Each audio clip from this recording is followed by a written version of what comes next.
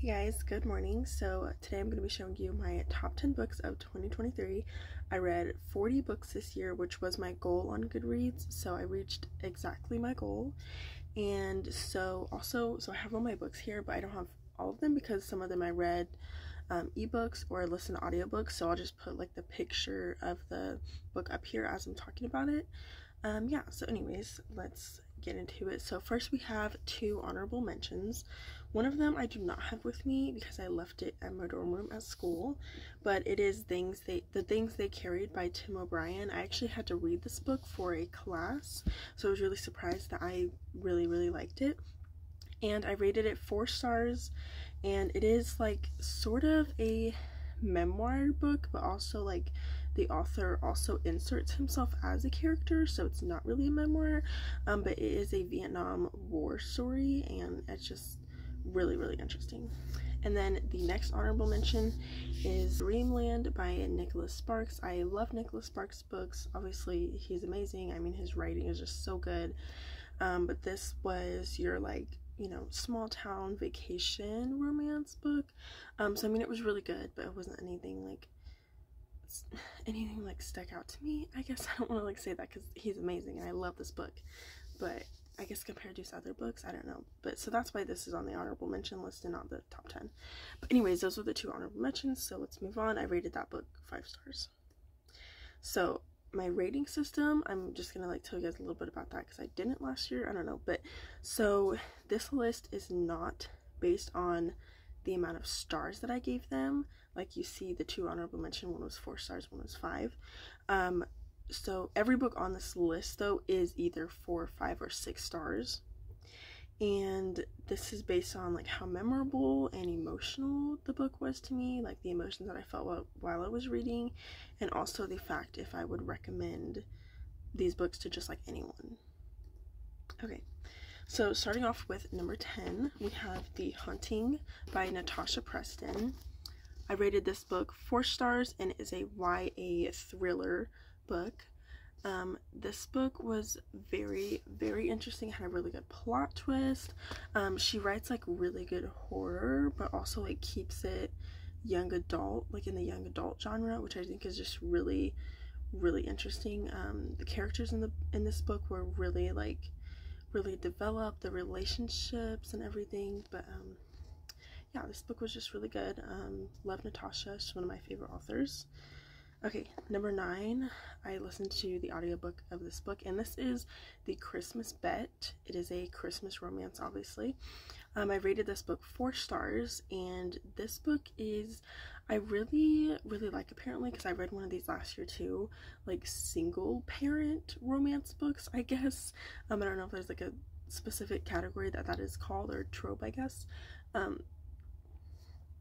But yeah, it was a single parent romance, and the kids also, like, the kids kind of clashed at school and whatever, like they were kind of enemies, and then the parents had to get together and like fix that situation, and then they ended up like falling for each other. I don't want to like spoil it all, but you know. And then, okay, number 8 is One Italian Summer, and I rated this book 4 stars. This is kind of, okay, it's not a romance book, but there is romance in it. It's more about this girl who is like mourning the loss of her mother, and then she goes on vacation, which is why it's called Italian Summer. She goes on a summer vacation to this place that her mother loved and her mother used to go to, and some crazy thing starts happening, and also it's a little bit of romance, so that book is really good. Okay, number 7, I also listened to this audiobook. This is The Stationery Shop. I rated this book 5 stars. It is kind of historical fiction. Well, yeah, historical fiction and romance put together, which apparently I love historical fiction. But yeah, historical fiction and romance mixed together, and it's also about like a book like Stationery Shop. It's just really cute, and the audiobook that I listened to, the narration was just really good. It's just a really good book. Okay. Number 6 is November 9 by Colleen Hoover. I have this book right here.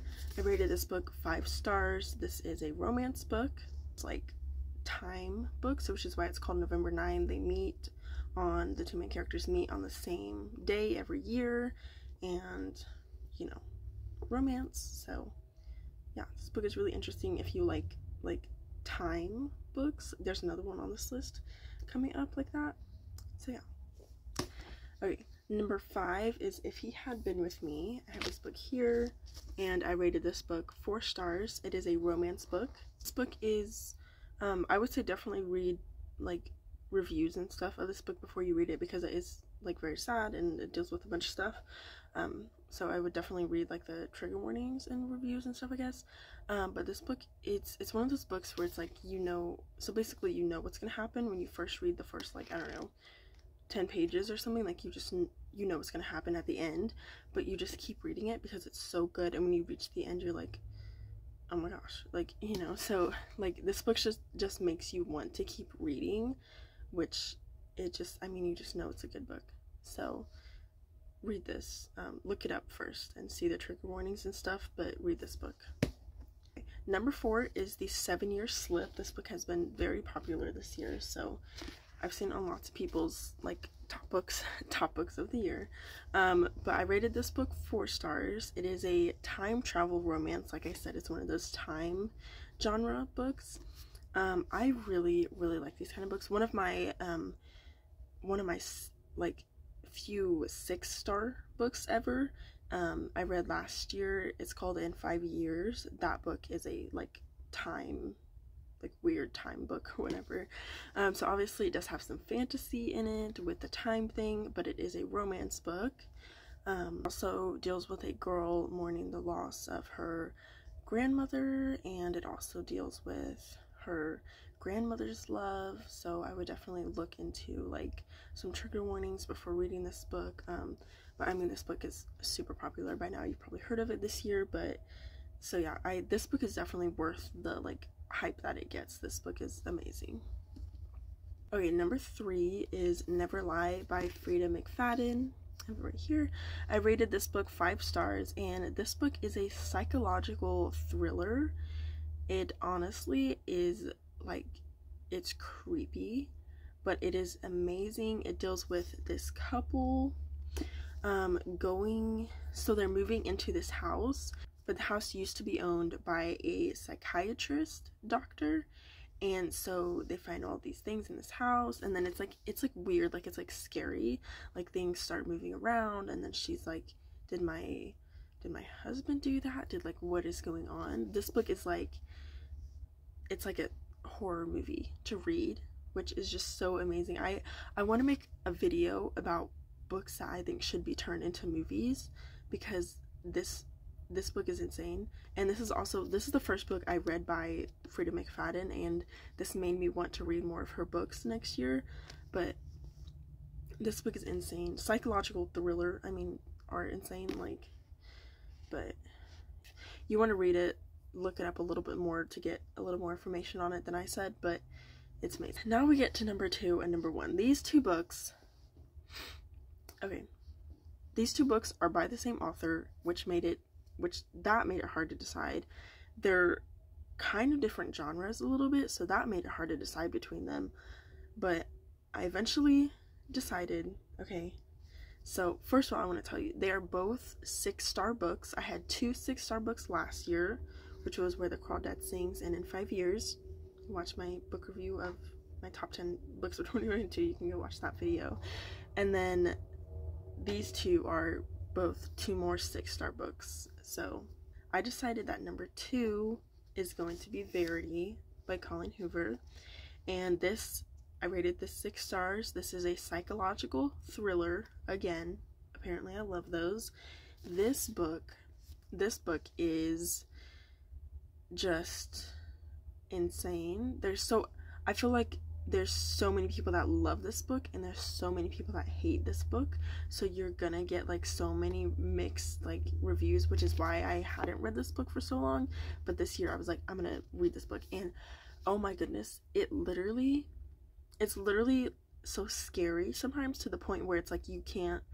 I saw someone that said, don't read this book like in the dark, and like seriously, it is that like crazy, it is that scary, but then also like there's kind of like romance and horror and also just like insane things going on.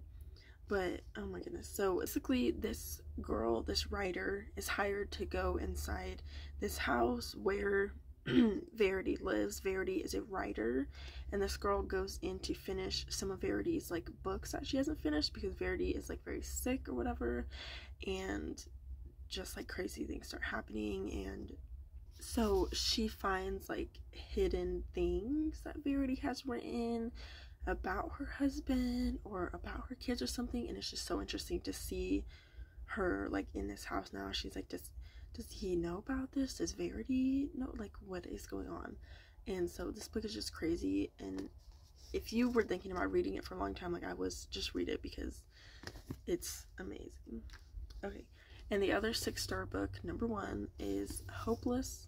Again, I know they're both Colin Hoover books, but Hopeless, this book is one of the best books I've read in so long. So it is a romance book, but it's not just romance. It deals with like loss and like childhood, like abandonment, and like also some other pretty scary things. So definitely look up like trigger warnings for this book before you read it, because there are a lot.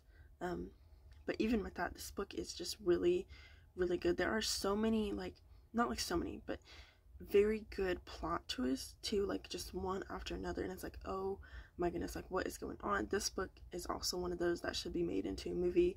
It is just amazing. Also, there's kind of like a little sequel to this book, but it's not really a sequel. It's just kind of, it's called Losing Hope. It's like about the boy's point of view a little bit. It's a shorter book, but I also read that. But so this book is about a girl who, so much happens in this book.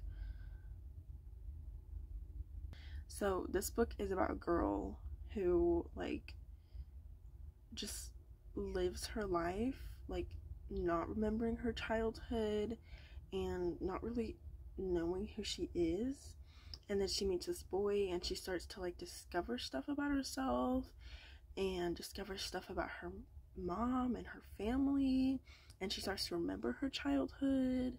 And like, I don't want to spoil it too much, but because this book is crazy, I would like recommend this book to anyone, which is why it is number 1 on this list. This book is insane. I was so excited to like read all of it and finish it all, which is just when you know that you really like a book, is when you can finish it super fast. Like I was doing nothing but reading this book while I was reading it. Like I love this book so much. This is a 6-star book for me. This is amazing.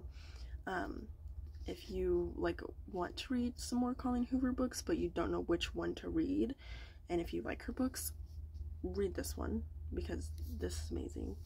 I love this book so much, and I literally just discovered it. Like I said, I was looking for another Colleen Hoover book to read because I love her books, and then I discovered this one literally a few weeks ago, and I was like, okay, I'll read this one. But this is crazy.